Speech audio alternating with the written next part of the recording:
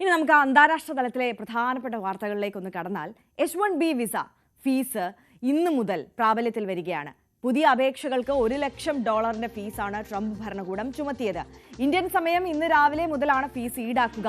അതേസമയം പുതിയ ട്രംപ് നയത്തിൽ ആശങ്ക രേഖപ്പെടുത്തി US ചേംബർ ഓഫ് കൊമേഴ്സ് രംഗത്തെത്തി. MG മിഥുൻ കൂടുതൽ വിവരങ്ങളുമായി നമുക്കൊപ്പം ചേരുകയാണ്. Mithun, very good morning. കഴിഞ്ഞ ദിവസം ഈ വിഷയവുമായി ബന്ധപ്പെട്ട വലിയൊരു ആശങ്ക നീങ്ങിയിരുന്നു. കാരണം ഇപ്പോൾ നിലവിൽ H1B വിസ ഹോൾഡേഴ്സ് ആയിട്ടുള്ളവർക്ക് ഈ $1 ലക്ഷം ഫീസ് നൽകേണ്ടതില്ല.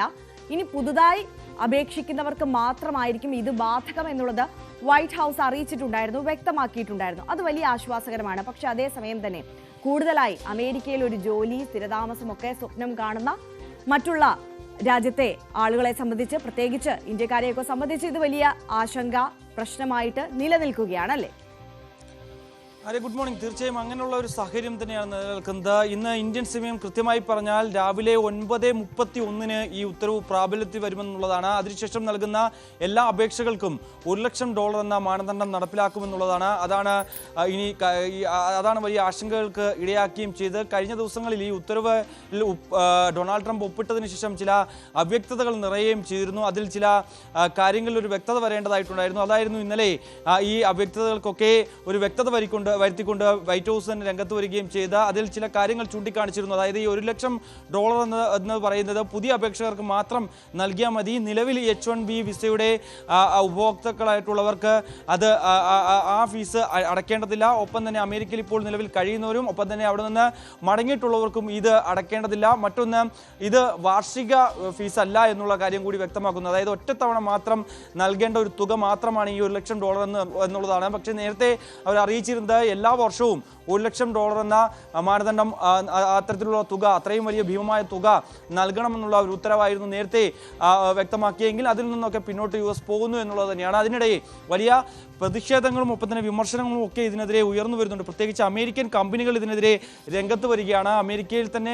അമേരിക്കയിലെ പൗരന്മാർ ഈ ജോലി വഹിക്കുന്ന പല കമ്പനികളും അവരെ അവിടെ നിന്ന് പിരിച്ചുവിടുന്ന നടപടികളിലേക്ക് പോയിട്ടുണ്ട് എന്നുള്ളതാണ് നമുക്ക് ലഭ്യമാകുന്ന വിവരം. കഴിഞ്ഞ ദിവസം മാത്രം അമേരിക്കൻ കമ്പനി 5000-ലധികം US പൗരന്മാരെ പുറത്താക്കിയതായിട്ടുള്ള വിശദാംശങ്ങൾ കൂടി പുറത്തു വരികയും ചെയ്തിട്ടുണ്ട്. പ്രത്യേകിച്ച് അവരെയാണ് ഇത് ഏറ്റവും കൂടുതൽ ബാധിക്കാൻ പോകുന്നത്. ഇന്ത്യൻ ജനതയ്ക്കൊപ്പം തന്നെ മറ്റ് കമ്പനികളെ, അമേരിക്കൻ കമ്പനികളെയും മറ്റ് വിദേശ രാജ്യങ്ങളിലുള്ള IT കമ്പനികളെയൊക്കെയാണ് ഇത് കാര്യമായി ബാധിക്കാൻ പോകുന്നത്. പ്രത്യേകിച്ച് ഈ ഒരു ആനുകൂല്യം കൈപ്പറ്റുന്നവർക്ക് പ്രതിവർഷം ലഭ്യമാകുന്ന തുക എന്ന് പറയുന്നത് 66,000, പരമാവധി ലഭ്യമാകുന്ന തുക $66,000 എന്ന് പറയുന്നതാണ്.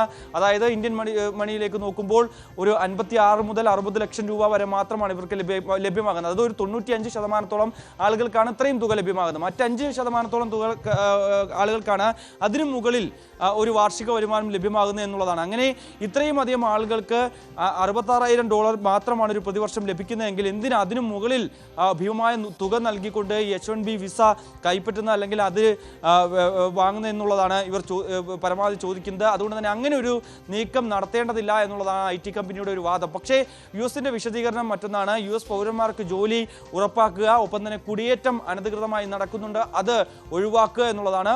മറ്റൊന്ന്, ഈ വിഷയത്തിൽ IT കമ്പനികളുമായി നേരത്തെ കൂടിയാലോചനകൾ നടത്തിയിരുന്നു. അതിനുശേഷമാണ് ഈ ഒരു തീരുമാനം നടപ്പിലാക്കാൻ ഞങ്ങൾ മുന്നോട്ട് പോവുകയും ചെയ്ത് ഇതിൻ്റെ സൂചനകൾ നേരത്തെ നൽകുകയും ചെയ്തിരുന്നു. പക്ഷേ എന്തുകൊണ്ട് ഇത്രയും വലിയ ഭീമമായ തുക ഈടാക്കുന്നു എന്നുള്ള ചോദ്യം ഉയരുകയും ചെയ്യുന്നു. പ്രത്യേകിച്ച് നിലവിൽ $3,000 മുതൽ $6,000 വരെ മാത്രമാണ് ഈ H1B വിസയ്ക്ക് ഫീസായി നൽകേണ്ടിയിരിക്കുന്നത്.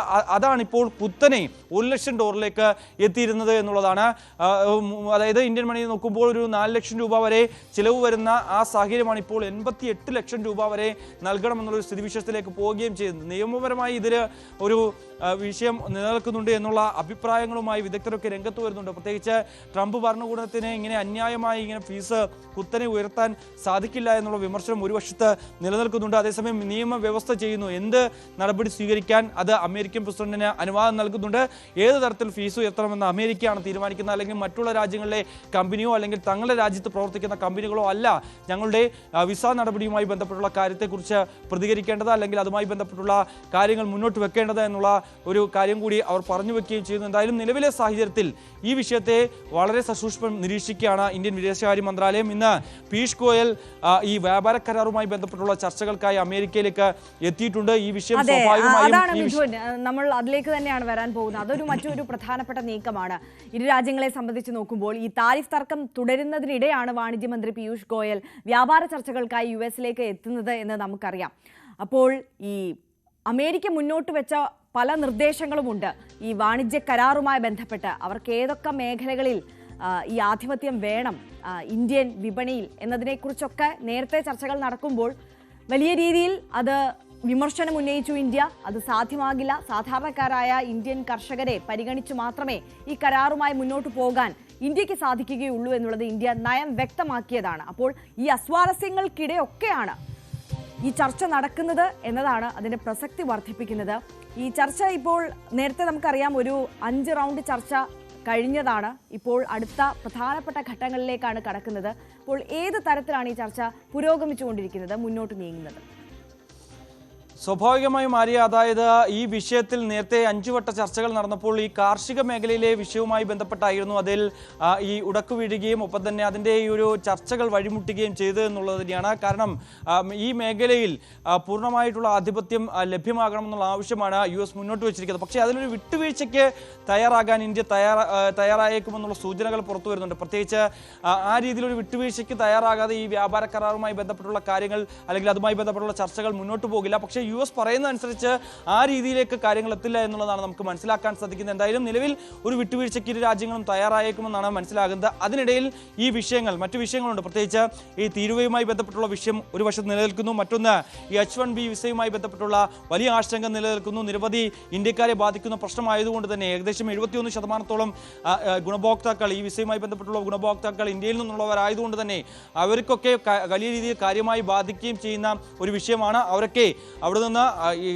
ഉള്ള പണം ഇന്ത്യയിലേക്ക് അയക്കുമ്പോൾ ഇന്ത്യയുടെ ഒരു എക്കോണമിയെ തന്നെ ബാധിക്കുന്ന തരത്തിലുള്ള ഒരു വിഷയമായി ഇത് മാറുകയും ചെയ്യുന്നു. അതുകൊണ്ട് തന്നെ ധനകാര്യ മന്ത്രാലയമൊക്കെ ഇത് സസൂക്ഷ്മമായി നിരീക്ഷിക്കുകയും ചെയ്യുന്ന ഒരു പശ്ചാത്തലമുണ്ട്. അതുകൊണ്ട് തന്നെ പീയൂഷ് ഗോയൽ ഇന്നത്തെ ഈ വ്യാപാര കരാറുമായി ബന്ധപ്പെട്ടുള്ള കൂടിക്കാഴ്ചയിൽ ഈ വിഷയം ഉന്നയിക്കുമെന്നാണ് നമുക്ക് മനസ്സിലാക്കാൻ സാധിക്കുന്നത്. അതോടൊപ്പം തന്നെ ഇന്ന് വൈകിട്ട് മാർക്കോ റൂബിയുമായി ഇന്ത്യൻ വിദേശകാര്യ മന്ത്രി S ജയശങ്കർ കൂടിക്കാഴ്ച നടത്തും. ഇന്ന് വൈകിട്ട് 8:30 ഇന്ത്യൻ സമയം 8:30 കൂടിക്കാഴ്ച എന്നാണ് മനസ്സിലാക്കാൻ സാധിക്കുന്നത്. ഈ വ്യാപാര കരാറുമായി ബന്ധപ്പെട്ടുള്ള ചർച്ചകൾക്കിടെയാണ് ഈ കൂടിക്കാഴ്ച എന്ന് പറയുമ്പോൾ പോലും തന്നെ മറ്റു വിഷയങ്ങളും ഇന്നത്തെ ഈ കൂടിക്കാഴ്ചയിൽ ചർച്ചയാകുമെന്നാണ് നമ്മൾ പ്രതീക്ഷിക്കുകയും ചെയ്യുന്നത്. ഈ വിഷയം സ്വാഭാവികമായും ഉയർന്നു വന്നേക്കാം. ഇതിൻ്റെ ആശങ്കകൾ പരിഹരിക്കുക എന്നുള്ളത് വലിയ വെല്ലുവിളിയാണ്. പ്രത്യേകിച്ച് കഴിഞ്ഞ കുറച്ച് നാളുകളായി അമേരിക്ക ഇന്ത്യക്ക് മേൽ നടത്തുന്ന താരിഫ് യുദ്ധം, അതിന് പിന്നാലെ ഇപ്പോൾ മറ്റൊരു പ്രതിസന്ധി എന്ന രീതിയിൽ H1B വിസയുടെ നടപടികൾ കൂടി പുറത്തു വരുമ്പോൾ അതിലൊക്കെ മറികടന്നുകൊണ്ട് അല്ലെങ്കിൽ ആ വെല്ലുവിളിയൊക്കെ മറികടന്നുകൊണ്ട് മുന്നോട്ട് പോകാനുള്ള ഒരു നീക്കം സ്വാഭാവികമായും ഇന്ത്യയുടെ ഭാഗത്തുനിന്നും ഉണ്ടാകാം. അക്കാര്യങ്ങൾ കേന്ദ്രീകരിച്ചുള്ള ചർച്ചകളും